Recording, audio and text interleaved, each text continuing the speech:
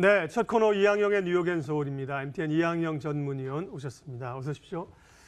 생각하지 않았던 뉴스로 미국 증시가 강하게 올랐고요. 우리 증시도 반가운 얘기입니다. 일부 품목에 대해서 추가적인 관세를 연기하겠다. 일부 또 중요 품목은 제외하겠다는 얘기를 했는데요. 이제 팩트하고 또 어떻게 해석해야 되는 건지 말씀해 주세요. 네, 상당 의외의 또 수가 나왔습니다. 트럼프 예. 대통령께서 휴가 중인데도 이런 또 선물을 줬습니다. 그래서 미국 월가의 어떤 금융 전문가들이 얘기하냐, 미국 일반 언론에서 하는 얘기는 트럼프 대통령이 뭔가 좀 크리스마스 선물을 미리 줬다 뭐 이런 얘기까지 하고 있고요. 그게 나온 얘기는 왜냐하면 크리스마스 쇼핑 시즌을 대비해서 미국 사람들이 소비하는데 이상이 없게 했다는 거죠. 역설적으로 보면 우리가 그걸 반대로 해석하면 미국 사람들이 소비하는데 약간 무리가 있을 수 있다는 것을 인정했다는 것도 또 하나의 의미가 있다라고 저는 좀 해석하고 싶고요.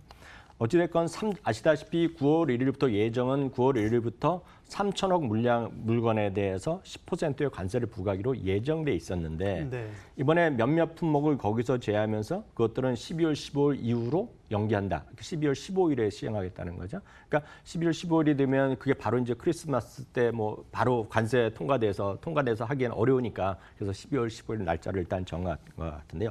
여기 포함되는 것이 옷이요. 옷, 그리고 신발, 그리고 여러분 쓴 아이폰 이런 게 되겠죠. 핸드폰, 스마트폰, 그리고 랩탑, 그리고 미국에서는 여전히 비디오 게임 콘솔용 게임, 쉽게 해서 엑스박스 이런 겁니다. 엑스박스, 플레이스테이션 이런 것들이 되겠는데요. 그런 것들이 주로 포함되는데 규모로 보면 정확하게 지금까지 나온 거로 보면 한 1,540억 달러의 물량이랍니다. 그러니까 절반 정도는 여기서 이번에 빠진 것으로 꽤 많네요. 네, 예. 그러니까 절반 정도 조금 넘는 거니까 네. 대충 절반이라고 보시면 되겠고요. 세세한 거는 이제 무역 대표부에서 공표될 테니까 그것까지는 우리가 알 필요는 없을 것 같고요. 여하튼 최대 수혜로 오늘 보여준 건 이거죠. 어찌되었건 이번에 제일 많이 떨어진 것들이 바로 애플입니다. 애플은 이번에 발표되면서 그러니까 10% 관세 부과되면서 애플의 모든 제품이 해당될 거라 얘기했는데요. 애플의 제품 모든 것이 고스란히 이번에 빠진 거죠. 어찌됐건 12월 15일까지 빠졌는데요. 주가는 4.2% 급등하는 모습 보여주셨고요. 특히 애플은 마이크로소프트와 더불어서 나스닥에도 들어있고 그리고 다우에도 들어가 있고 S&P 500도 들어가 있습니다. 그러니까 당연히 끌고 올라가는 특히 나스닥에 끌고 갔고 기술주를 끌고 갔습니다. 그 기술주만 오늘 하드마드로 2% 이상, 한 2.6%가 섹터별로 지금 표현해 드리는 아래에서 2개입니다. 2.6%. 그러니까 지수보다 2배가 올라가는 모습 보여줬고요. 아이폰, 애플 제품을 비롯해서 수많은 가전제품이랑 여러 가지 게임기 이런 거 다 파는 곳이 되겠습니다. 베스트바이가 오늘 무려 6.5%나 급등했고요. 장중에는 거의 한 10%까지 올라가게 됐습니다. 나이키가 이번에 실적이 좋았음에도 불구하고 많이 떨어졌었는데요. 나이키가 한 2%. 당연히 옷이랑 신발이 해당되니까 당연히 여기 있는 제품이 다 해당되겠죠. 헤즈브로 아시겠지만 헤즈브로는 이제 마블 시리즈의 마블 코믹스의 그런 피규어라든가 그런 것들 그리고 디즈니 스타워즈 이런 거 게임 이런 거 하는 그런 제품을 이렇게 하는 거가 되겠는데 그쪽에 헤즈브로가 되겠는데요. 헤즈브로도 오늘 주가가 2%, 3% 가까이 올라갔고요. 그러다 보니 XRT라 그래서 리테일 업종 전반적인 거 올라갔지만 리테일 업종은 생각보다 시장만큼 올라가는지 버거웠습니다. 왜냐하면 리테일은 아무리 좋았다 하더라도 아무래도 리테일, 그러니까 오프라인 상점이 지금 여전히 좋지 않거든요. 그렇기 때문에 리테일은 여전히 연중 최저치에서 조금 반등하는 정도에 불과했고요. 말씀드렸다시피 US 투데이도 그렇고요. 결국 이번 것은 트럼프 대통령의 표현대로 결국은 크리스마스 선물이었다라는 정도. 그만큼 역설적으로 보면 언제라도 또 뒤바뀔 수 있는 얘기라고 일단 이해하시면 되겠고, 여하튼 오늘 이런 것들이 주시장에는 긍정적으로 영향을 미쳤다라고 이해하시면 되겠고요. 네, 그 정도 이해하시면 되겠습니다. 미국이 이제 약간 좀 한 발 빼는 모양새를 보면서 어쨌든 간에 무역 협상은 이제 주도권은 중국으로 가는 것 아니냐 이런 얘기도 있어서 잘 해결될 수도 있고 아니면 더 길어질 수도 있고 좀 해석이 좀 해석하기 좀 어렵네요. 네, 맞습니다. 해석하기가 진짜 어렵습니다. 왜냐하면 이게 어찌 보면 트럼프 대통령이 지금 미국의 소매 판매가 결국 소비가 끌고 가는 시장이고 특히 온라인적으로 워낙 잘 되고 있는데 어찌됐건 물건값은 오를 수밖에 없죠. 물론 물건값이 안 올리고 수입업자, 지금 해외에서 중국에서 생산해서 갖고 오는 사람들이 떠안을 수 있지만 떠안는 건 당연히 기업의 마진을 줄이는 효과거든요. 어떻게 됐건 주시장이 좋은 것은 아닌데 이런 것들은 어느 정도 인정했다는 측면에서 긍정적이지만 트럼프 대통령의 트윗 한마디로 모든 것이 언제 바뀌는 그럴지 세상이니까 갑자기 다음 주에 다시 생각해 보니까 뭐 10월부터 하겠다 이렇게 될 수도 있거든요. 네. 그만큼 변동성. 어제도 말씀드렸다시피 그러게요. 가장 무서운 것은 트럼프 트윗 캘린더가 없다는 게 핵심이다. 이해하시면 되겠습니다. 예, 보통의 사람 같으면 이렇게 이 정책들을 번복하기 어려울 텐데 트럼프는 워낙 이제 트럼프 대통령은 하고 싶은 대로 하니까 시장이 거기에 대해서는 적응이 된 것 같습니다. 예, 그 얘기가 나오면서 이제 주가도 올랐고 유가도 올랐고 그런데 사실 대표 금리 장단기 금리의 대표 금리가 이제 역전이 눈앞에 임박했다 이런 얘기는 좀 부정적이네요. 네, 맞습니다. 그 말씀드린 금값도 얘기해 드리면 네. 금값은 좀 진정됐습니다. 어찌됐건 금융시장 불안함이 금값을 올리는 분명히 요인 중에 하나 됐거든요. 물론 다른 요인도 있겠지만 금값은 진정됐습니다. 그렇지만 금값은 그것만 갖고 위아래로 움직이는 아니기 때문에 금값에 대한 전망은 추가 상승적인 의견이 여전히 꽤 있습니다. 골드만삭스는 1,500달러는 이제 막 시작했을 뿐 6개월 내에 1,600달러가 간다는 기대하고 있고요. 뭐 지난주에도 말씀드렸다시피 글로벌 국채 시장에 지금 무려 15조 달러가 있거든요. 15조 달러면 계산도 안 되지만 일경 한 8천억 달러? 일경 8천억 원이죠. 일경 8천억 원.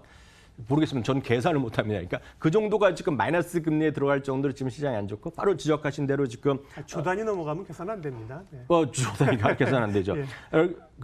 그리고 이제 그러다 보니 지금 앞서 바로 한 장단기 네. 금리 역전이 보통 우리가 10년물과 3개월을 최근에 올해 들어서 네. 많이 했는데 진짜 더 많이 얘기하는 건 교과서적으로 얘기하는 건 10년물과 10년물과 2년인데 예. 그게 지금 그림 보여드리면 지금 완전히 붙어 있거든요. 지금요. 네. 그러니까 그래서 조금은 지금 오늘 종가로 보면 종가라는 의미가 없지만 네. 금리란 게 2bp입니다. 지금 차이가. 그러니까, 네. 그러니까 붙어 있는 거나 마찬가지거든요. 예. 그러니까 잠깐 누가 거래하면 움직일 수 있기 때문에 그것에 이제 우려감이 분명히 있다라고 이해하셔야 돼요. 그러니까 바로 이런 논리 때문에 금리가 그 글로벌 시장이 어려우니 그렇기 때문에 일부 TD라든가 BOE 같은 경우에서 조심스러웠지만 이러다가 금 사상 최고가 그런 1,900달러 넘기겠다는 얘기인데요. 그럴 수도 있다는 얘기를 조금씩 하는 사람이 있다라고 보셔야 되겠고요.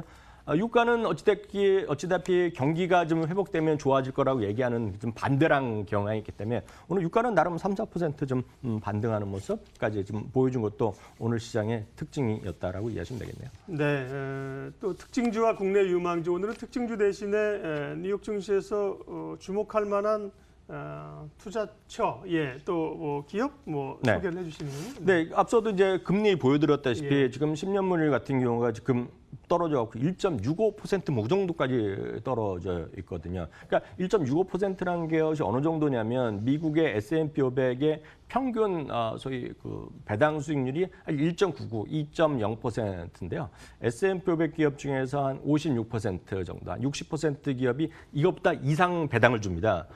물론 주식이라는 게 흔들거리기 때문에 리스크는 있지만 장기적으로 보면 배당 성향, 배당 수익률만 보더라도 금리보다 높으니까 그만큼 관심이 있을 수밖에 없다는 거죠. 그래서 요즘 보면 변동성 장세에서 관심 있는 것은 말씀드렸던 배당, 고배당이 있겠고요. 또 하나는 변동성이 크니까 흔히 얘기해서 베타값 1 이하인 저변동성 주식을 관심 있자 하는 주식이 많습니다. 그래서 어찌됐건 결론, 최근에 글로벌 금융시장을 한마디로 정리하면 그걸 우리나라 증권신문, 우리나라 언론에서 자주 얘기합니다. 많은 분들이 이게 마음에 와닿는지 모르겠지만 제가 봤을 때는 글로벌 금융시장의 최근 화두는 하나거든요. 기승전 배당이거든요, 지금요. 그래서 그 어찌 보면 현실이라고 보셔야 되겠습니다. 그런 관점에서 말씀드릴 수 있는 것은 미국의 배당 성향을 제가 참고적으로 말씀드리면 배당 성향이라는 건 이제 돈을 벌어서 얼마만큼은 주주한테 나눠주는 것인데 S&P 500 기준으로요. 2018년 기준 배당 성향이 정확한 수치가 38.4%가 나옵니다. 그러니까 돈을 벌어서 40%가량을 돌려준다는 거죠. 그래서 이 40%라는 거가 참고적으로 보면 우리나라 이제 가끔 엘리엇 이런 데가 현대다, 삼성이나 얘기할 때 보면 뭐 60% 내라 이런 얘기하고 최소한 40% 달라는 게 이런 거죠. 다만 우리나라는 40% 내라 그러면 언론에서 엄청 뭐라 그러거든요. 이게 다 뺏어가고 어떻게 성장하냐 이런 비판을 하지만 40%가 평균입니다. 미국 평균인데요. 우리나라도 많이 회복됐다고 하지만 이거는 정확한 통계청 수치를 갖고 왔는데요. 정확하겠죠? 2019년 6월 통계청 자료 보니까 우리나라가 17.8%입니다. 그러니까 절반이네요. 딱 절반 조금 못 되는데 어쨌든 많이 늘어난 겁니다, 지금요.